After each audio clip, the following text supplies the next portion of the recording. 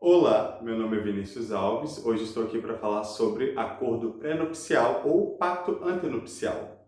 O que é isso, Vinícius? Bem, o acordo pré-nupcial é um documento assinado entre os noivos antes do casamento, estabelecendo uma série de regras da vida a dois e regimes de bens deles.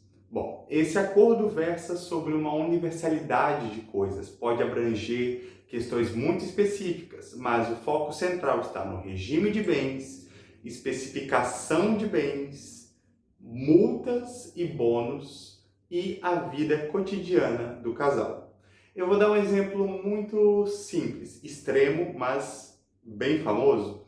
Alguns casais estabelecem no acordo pré-nupcial o número de relações sexuais que eles têm que ter por um período determinado. Alguns colocam que tem que ter no mínimo 3 ou 4 relações por semana, 10 relações por mês.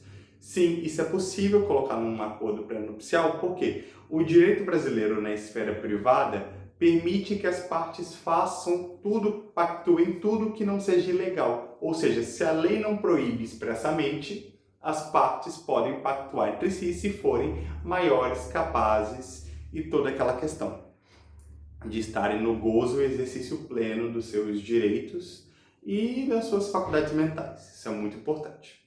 Mas assim, o elemento principal, o tópico principal do pacto antinupcial é o regime de bens do casal. Bom, nós sabemos que no regime brasileiro nós temos a parcial de bens, separação total de bens, comunhão universal, participação final em aquestos, se bem que esse último eu só conheço um casal no Brasil que tem esse regime, que é o Luciano Huck e a Angélica, mas eu falo sobre esse regime em outro vídeo. Bom, por que eu falei sobre estabelecer o regime? Se você não faz um acordo pré-nupcial, pela lei brasileira, via de regra, a não ser que você seja uma pessoa idosa, no caso das pessoas idosas, 65 anos para cima, obrigatoriamente a separação total de bens. Se você está abaixo disso, e você não faz um acordo pré-nupcial, o seu regime de bens do casamento é a separação parcial de bens, ou seja, antes do casamento, o que é teu, o que é meu, o que a gente construir daqui para frente é nosso.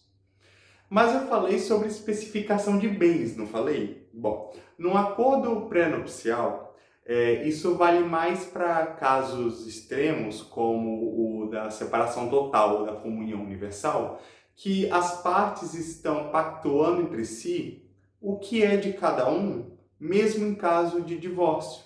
Eu vou dar um exemplo de cada um deles. Vamos supor que eu estou casando em comunhão universal de bens e eu conversando com meu noivo, a gente chega ao entendimento assim, olha, a gente está casando em comunhão universal de bens, tudo que é meu vai ser nosso, tudo que é seu vai ser nosso, em caso de divórcio, mas eu gostaria de deixar no pacto pré-nupcial que aquela casa de praia em João Pessoa é minha. Ou seja, se a gente se separar, a casa é minha, ela não entra na partilha. Em compensação, aquele seu imóvel lá no Ibirapuera, em São Paulo, é teu. Eu não tenho direito a ele se a gente se divorciar. Geralmente é assim, se você vai colocar algum bem, algum móvel, algum imóvel, algum investimento como um bem seu que não vai fazer parte da partilha em caso de divórcio, em geral as partes tendem a negociar um teu, um meu. Mas é possível e é muito usado nesses casos de comunhão universal de bens para resguardar algum bem com um valor sentimental ou de alguma importância particular. No caso da separação total de bens, pode ser pactuado, por exemplo, eu estou me casando com você com separação total de bens. Se eu me divorciar, eu saio sem nada, mas eu quero no acordo pré-nupcial que... isso daí é uma questão importante também, você pode botar cláusulas temporais. Se nós ficarmos casados por mais de 5 anos, aquele apartamento em Higienópolis é meu. Ou seja, se a gente ficar mais de 5 anos casados no divórcio, a casa de Higienópolis é minha e não se discute. Por mais que se fosse sua antes do casamento, por mais que fosse um bem seu, a gente está pactuando aqui. Se nós ficarmos casados 5 anos, a casa de Higienópolis é minha. Isso pode ser colocado no acordo pré-nupcial. A vida cotidiana, não só a questão das relações sexuais pode ser colocadas lá, né? Aquele caso que alguns casais estabelecem o número de relações mínimas por mês, por semana, mas dos gastos, por exemplo, pode-se estabelecer assim, olha, nós estamos nos casando, mas eu me responsabilizo por pagar a escola das crianças e você cuida das despesas médicas, de lazer, das outras. Eu pago escola, eu pago faculdade, mas você paga médico, você paga saída para o cinema. Isso pode ser estabelecido num pré-nupcial. Você pode estabelecer, por exemplo, eu não gasto um centavo com carro, as despesas de carro, tanto os meus quanto os seus, é sua responsabilidade, mas eu fico com a responsabilidade de pagar as contas da casa. Isso pode ser estabelecido num acordo pré-nupcial. Então, temos ali a questão da vida cotidiana, você tem o regime de bens, especificação de bens, e eu falei sobre multas e bônus, não falei? Bom, o Brasil é um país marcado pela teledramaturgia, não é, gente? E todo mundo aqui que já assistiu novela já deve ter visto esse tipo de caso, de um moço rico que casa com uma moça pobre, ou vice-versa, uma moça rica que casa com um moço pobre, e a família faz questão de assinar um acordo pré-nupcial. É justamente por esse tipo de coisa. Não é fazendo juízo de valor, mas tradicionalmente um dos usos mais comuns do pré-nupcial é evitar golpes do baú.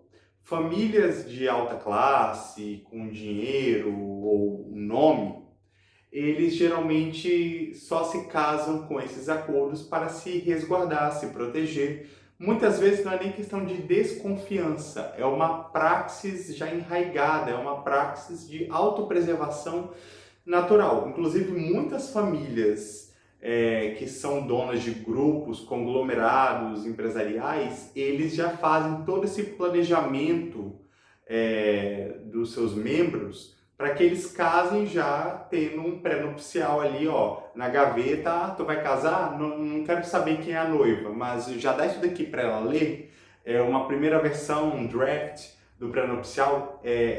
Pessoas dessas famílias geralmente já tem isso, já tem tudo isso preparado, eles têm uma equipe jurídica só para olhar isso. Aí entra essa questão de multas e bônus. Como é que funciona isso? Você pode botar cláusulas de infidelidade. Botar cláusulas que, por exemplo, se você for infiel, se você trair, no divórcio você não tem direito a nada. Você vai sair sem nada do casamento se foi descoberta uma infidelidade. Uma coisa que é rara, mas eu particularmente já vi na prática, é a pessoa que vem de uma classe social menor colocar no pré-nupcial, porque o pré-nupcial, gente, é acordado entre as partes, as cláusulas são ali negociadas, colocar bem assim, eu assino o pré-nupcial, mas eu quero uma cláusula de que se você me trair, eu quero que você me pague 50 mil reais. Eu já vi essa cláusula, tá? Tá bem lá no pré-nupcial, de uma amiga minha. Se você me trair e eu descobrir, 50 mil reais por traição. Mas também tem um bônus. Muitas famílias, como gesto de boa-fé, fazem principalmente quando a parte que vem de uma classe social menor é mulher, é a cláusula de maternidade. Dá um bônus em dinheiro para cada filho que ela tiver, ou seja, para cada filho que ela tiver, cada filho que ela der para a família, ela ganha um bônus. Tem casos ali, por exemplo, que a mulher assina, vai ganhar 100 mil reais por filho que ela tiver com o cara. E alguns casos bem machistas tem até especificação por gênero. Se for um filho homem, vale mais, se for filha mulher, vale menos, mas isso daí é uma questão muito particular, mas sim, tem esse tipo de cláusula em acordo pré-nupcial, que a mulher vai ganhar uma quantidade X de dinheiro por filho que tiver. E, por exemplo, pelo nascimento do primogênito, você vai receber ainda de brinde um apartamento no seu nome.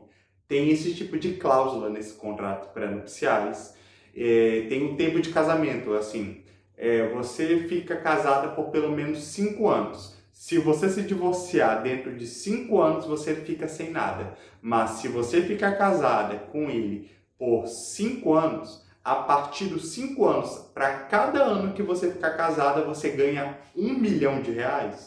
Esse tipo de cláusula também existe, que estabelece esse tempo mínimo de casamento para você poder pedir o divórcio, podendo levar alguma coisa. E para cada ano passado, você recebe uma quantidade X de dinheiro adicional. É uma cláusula muito possível.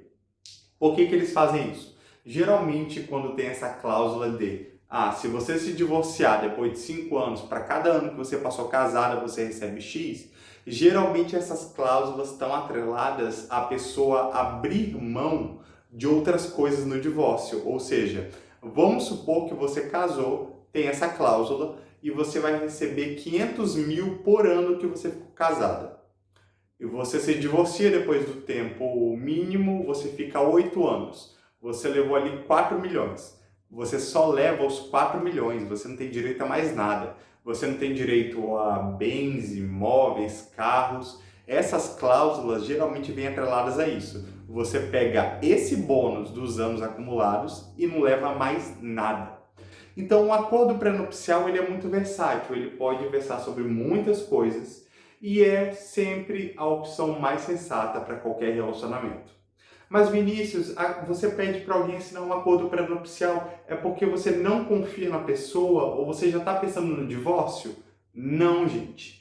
Essa questão de você querer assinar um acordo pré-nupcial não é que você não confie na pessoa, não é que você já esteja pensando no divórcio. Mas as pessoas mudam. Você não sabe a sua situação de vida daqui 2, 3, 4, 5 anos. Hoje você está amando essa pessoa, você quer passar o resto da vida dela. Mas vai saber se daqui 2, 3 anos esse casamento vai continuar fazendo sentido para você. Você sabe se a pessoa vai te trair ou não? Se vai ter alguma mudança significativa?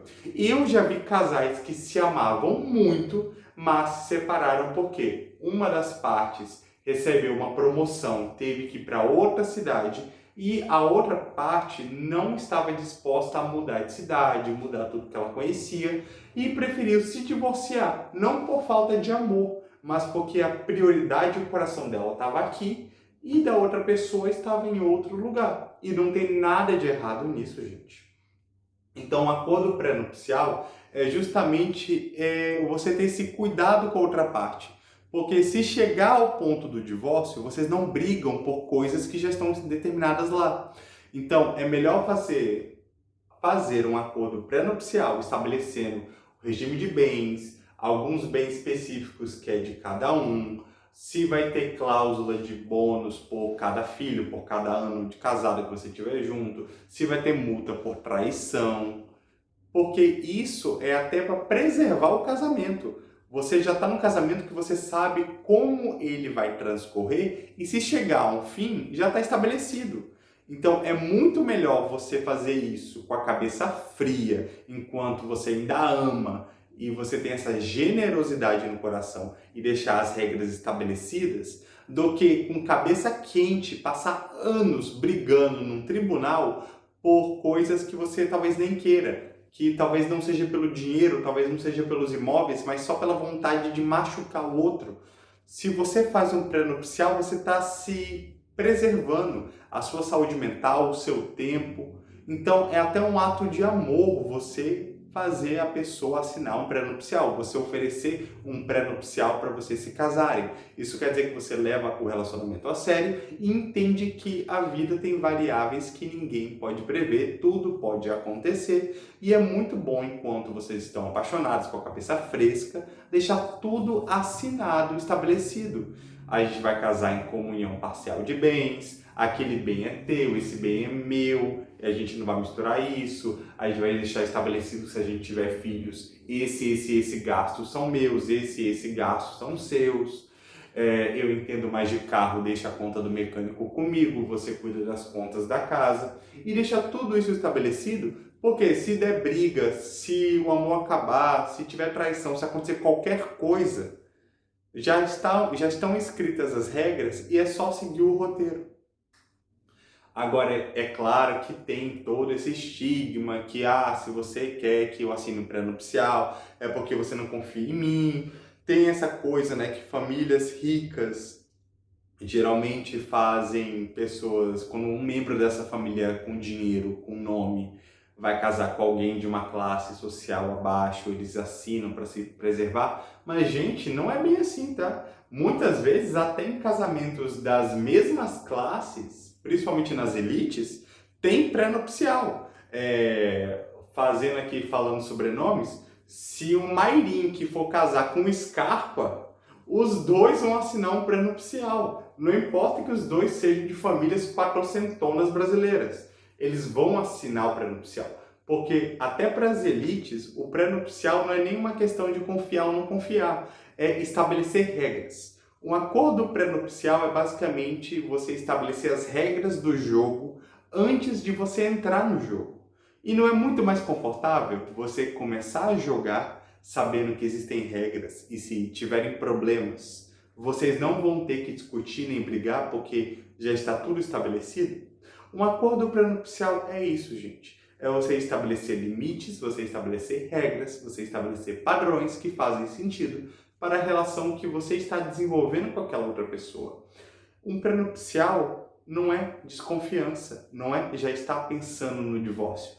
Um acordo pré-nupcial é uma relação madura que você entende que coisas podem acontecer além do nosso controle e é bom já deixar tudo preparado enquanto você tem a cabeça fresca, fria e não deixar para resolver tudo quando você estiver com cabeça quente e irritado. Bom, era sobre isso que eu queria falar hoje. Quem sabe, se vocês gostarem, eu faço mais conteúdos nessa linha sobre pré-nupcial e direito de família. Eu vou ficando por aqui, deixem seus comentários e até a próxima.